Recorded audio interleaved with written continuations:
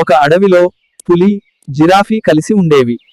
పులి చాలా బలంగా ఉండేది, కాని తొందరపాటు స్వభావం కలది. జిరాఫీ ఎత్తుగా ఉండేది, తెలివైనది, ఓర్పుగా ఆలోచించేది.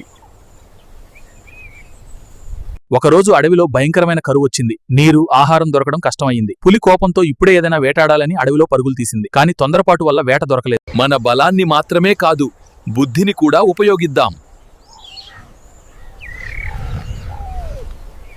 ఇంకా ఉన్నాయి, అక్కడికి వెళ్దాం.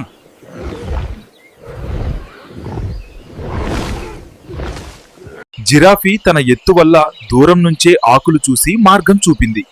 పులి తన బలంతో దారిలోని అడ్డంకులను తొలగించింది. బలం ఒక్కటే కాదు, తెలివి మరియు సహకారం కూడా చాలా ముఖ్యమని. ఇలాంటి మంచి కథలు చూడాలంటే మా ఛానల్ సబ్స్క్రైబ్ చేయండి.